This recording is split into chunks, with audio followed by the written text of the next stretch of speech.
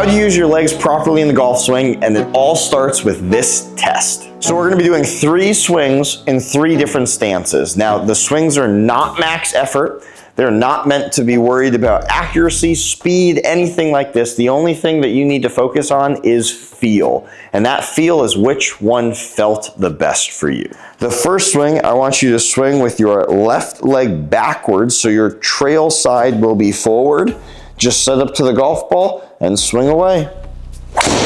Again, we're not focusing on accuracy, we're not focusing on contact, we're not focusing on speed, we're just focusing on what that felt like. For me, that one felt pretty good. Now you're gonna do the opposite. The lead side's gonna be forward and the trail side is going to be backwards. And lastly, put both feet together and give it a swing. Now, what's all this tell us? If your right leg was forward and that felt the best, then you, my friend, are a right leg golfer. If your left leg felt better while being forward and your right leg was back, then you're a left leg golfer. If both legs together felt the best and most natural while swinging, then you are a double-legged golfer.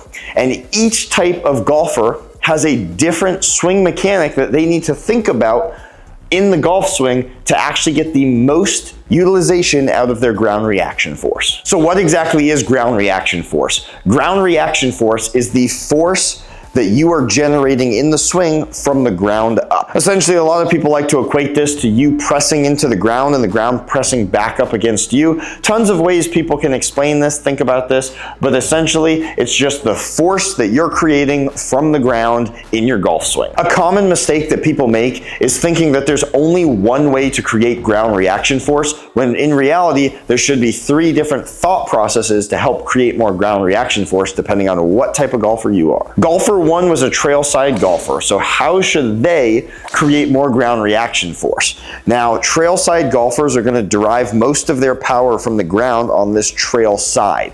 The best way to possibly think about this for you guys who are trail side golfers is thinking about it as a pitcher in baseball. As you go up on the mound and you're delivering the pitch and driving, a pitcher loads into their trail side and then drives down the rubber. That's the exact same feel I want you to have on your trail side loading.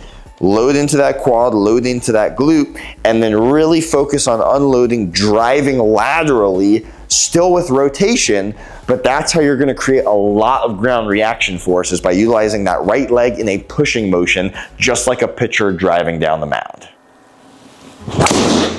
As you can see there, I'm really focused on loading that trail side and pushing through the right side as if I'm driving down the mound in baseball. The second type of leg golfer is a front leg golfer. Now, front leg golfers need to think of the golf swing as if it's a jump. Now, inherently, a lot of people make the mistake of getting too much vertical force, trying to think ground reaction force comes from just a straight jump. That is not the case, but if you're a front leg golfer, it helps to picture that you're quite literally jumping with your lead leg. Now, a caveat to this is, you front leg golfers, it's very, very important that you do load your trail side still, just as those back leg golfers do, but you have to even more so make sure that you're getting into your front side early enough in transition so that you can utilize the ground and push off the ground to get more ground reaction force with that front side.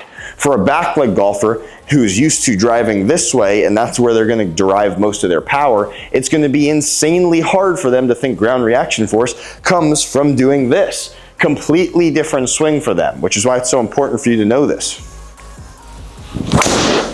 So if you're a front leg golfer, make sure you load into your trail side, get into your front side early enough, and really feel pushing off of that ground with that left leg, almost as if you're jumping with your left leg. And the last type of golfer is a double leg golfer. Now, a double leg golfer needs to think of the golf swing in 2 parts. 1 is a jump, but 2 is rotation. They should combine both. So what I want you to think about if you're a double leg golfer is that you are trying to jump and turn around. That's where you're going to derive most of your ground reaction force from. You can do this simple drill if you're a double leg golfer to get the feel. I want you to squat down as if you're loading your trail side. So we're not just doing a normal squat, we're kind of loading into that trail side.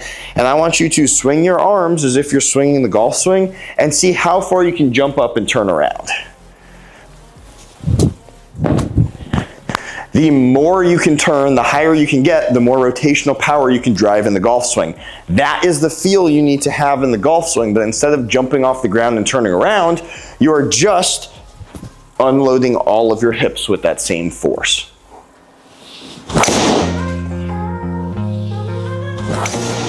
So as you try to use your legs properly in the golf swing, it's very important that you know which type of golfer you are, because that's going to drastically change how you think about producing speed through your legs. Once you know what type of leg golfer you are, you can lean into that and continue to work to develop exactly where you're deriving most of your ground reaction force from so that you can swing faster. If you have any questions, let us know in the comments down below.